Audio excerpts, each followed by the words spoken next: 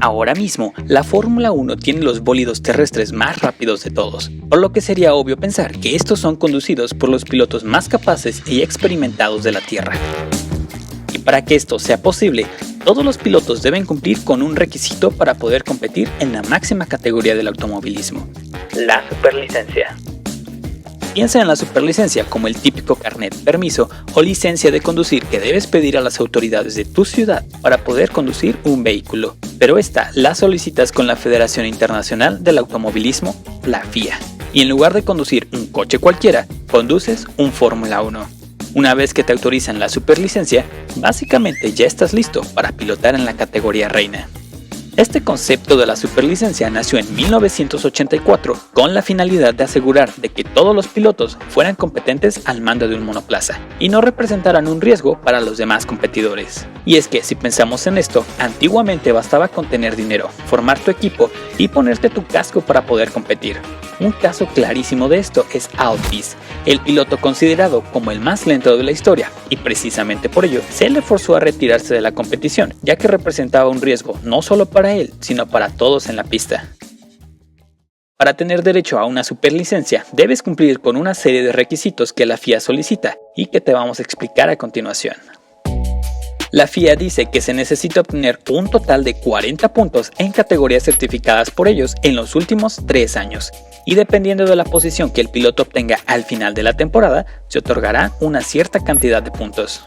Como vemos, la categoría que otorga más puntos es la Fórmula 2, y tiene sentido porque técnicamente es la antesala para la Fórmula 1. Es aquí donde muchos jóvenes pilotos obtienen los puntos suficientes para solicitar la superlicencia. Por ejemplo, basta con que al final de la temporada un piloto de Fórmula 2 quede en los primeros 3 lugares para llegar a los 40 puntos, o en su defecto, quedar quinto en 2 temporadas. Además, si no se comete ninguna infracción durante la temporada, se otorgarán 2 puntos extra al final de esta. No importa si se compite en Fórmula E, IndyCar, Copa NASCAR o cualquiera de las categorías de esta tabla, siempre y cuando se junten 40 puntos en las últimas 3 temporadas, se tiene derecho a pedir la superlicencia. Y para el caso de campeonatos de karting, se tienen hasta 5 años para llegar a esos 40 puntos. Es importante resaltar que a los pilotos se les toma en cuenta un solo campeonato al año, es decir, si están compitiendo en 2 categorías distintas al mismo tiempo, deberán decidir cuál quieren que se considere para acumular puntos. La única excepción para tomar en cuenta 2 categorías en un mismo año es que una empiece justo al término de la otra.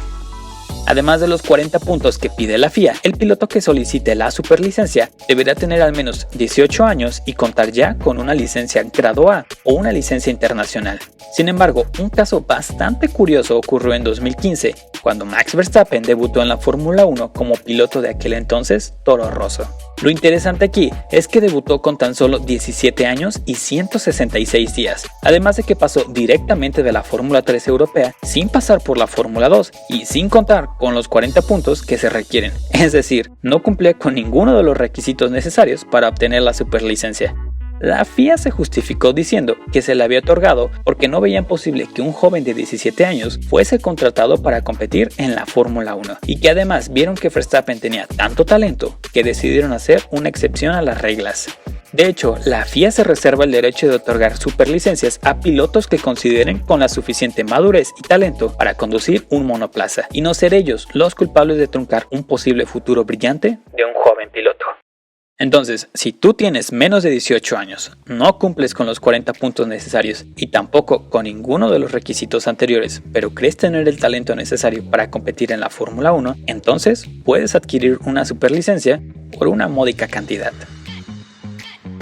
Hasta el año 2007, el costo de la superlicencia era de 1.690 euros anuales y 447 por cada punto que el piloto hiciese en la temporada pasada. Es decir, si el piloto hacía 25 puntos en el campeonato, tenía que pagar 1.690 euros más 11.175 para renovar la superlicencia, o sea, un total de 12.865 euros, que son un aproximado de 320.000 pesos mexicanos. A pesar de ser una cantidad bastante considerable para muchos de nosotros, es obvio que los pilotos lo ven como una inversión, y posiblemente si no tuvieses esa cantidad de dinero, sería muy sencillo buscar financiamiento para obtener la suma que se pide.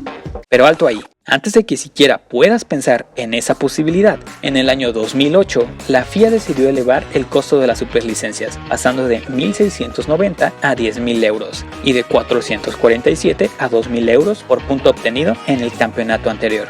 Para ponerte en contexto sobre la cantidad exorbitante que tendrías que pagar, usaremos como ejemplo a Lewis Hamilton en la temporada 2019. Y es que en dicha temporada, el piloto británico se coronó campeón con 413 puntos, lo que significa que además de los 10.000 euros para renovar su superlicencia para el 2020, tuvo que pagar 826.000 euros extras, dando un total de 836.000 euros, con lo que fácilmente te podrías comprar hasta 3 Lamborghinis Huracán.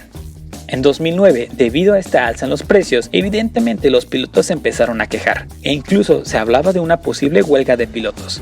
Pero Max Mosley, presidente de la FIA en aquel entonces, invitó amablemente a todos los pilotos a que hicieran el pago de la superlicencia o se retiraran a otras categorías, en donde dijo, y cito, "se pueden ganar muy bien la vida". La FIA en 2010 terminó bajando los costes, pero la cantidad fue tan insignificante que ni siquiera se habló del tema. Según Mosley, el costo se elevó para utilizar ese dinero en toda la logística que implicaba hacer que los circuitos fueran seguros para los pilotos, y que era ridículo que ganando 20 millones de euros anuales promedio no quisieran pagar una ínfima cantidad en comparación en pro de su seguridad. Incluso dijo que si en realidad no les alcanzaba para hacer el pago, quisieran públicas sus ganancias anuales y verían la manera de acomodarlos en otras categorías para que ganasen un mejor sueldo. Evidentemente ningún piloto estuvo dispuesto a hacerlo y se terminó quedando dicho costo. Pero bueno, una vez adquirida la superlicencia, los pilotos deben renovarla cada año, ya que solo tienen vigencia por 12 meses, y cada año al renovarla, dicha superlicencia viene con 12 puntos que deben cuidar al máximo.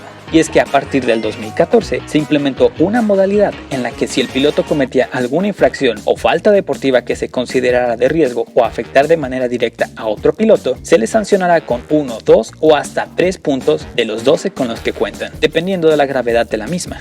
Y como dato curioso, Valtteri Bottas fue el primero en ser sancionado con 2 puntos bajo esta modalidad. La finalidad de esto es que los pilotos sean precavidos en sus acciones detrás del volante, ya que si agotan esos 12 puntos, como castigo se les suspenderá durante un gran premio, en el cual no podrán formar parte de ninguna de las sesiones del fin de semana. Después de esto, los 12 puntos son restablecidos y la cuenta vuelve a iniciar, pero si los comisarios determinan que el piloto representa un peligro para los demás en el circuito, están facultados para suspender de manera inmediata y definitiva la superlicencia.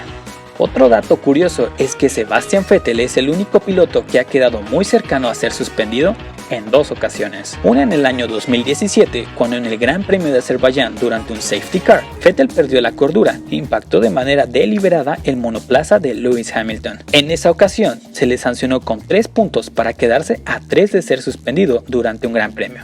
Luego, en el 2019, en el Gran Premio de Italia, después de que el alemán hiciese un trompo y saliera de la pista, al querer reingresar lo hizo de manera muy riesgosa, haciendo que Lance Stroll tuviese que esquivarlo para no impactarlo de lleno. Eso le costó quedarse también a 3 puntos de ser suspendido. La superlicencia es un requisito que se da por hecho, ya que si se está compitiendo a estos niveles, es ilógico que no se contase con ella. Pero actualmente, con la situación que se vive a nivel mundial, las escuderías han tenido que voltear a ver a sus pilotos de reserva en caso de que sus pilotos titulares no estuviesen en condiciones de competir. Esto ocurrió con Racing Point y Mercedes en la temporada 2020, ya que ambas escuderías comparten al mexicano Esteban Gutiérrez como piloto de reserva.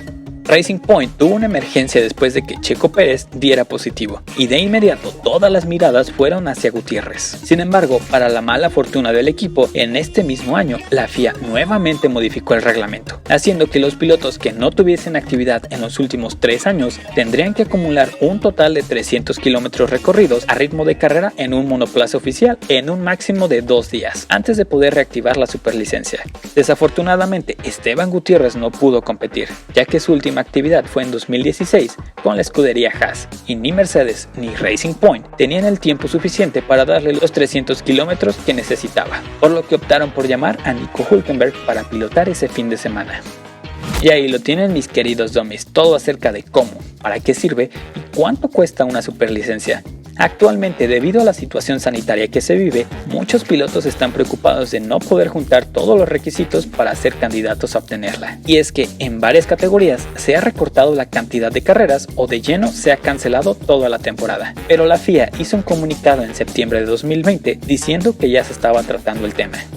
Personalmente, creo que aún hay muchos detalles que se tienen que pulir respecto a esta reglamentación, ya que a pesar de que cumplas o no con los requisitos que te marca la FIA, ellos se reservan los derechos de negarte o aceptarte la solicitud de la superlicencia. Y es que esto se puede prestar a que haya pequeñas mafias dentro de la organización en la que tengas que dar un soborno para poder obtenerla. Además, no hay criterios específicos para las sanciones en la superlicencia.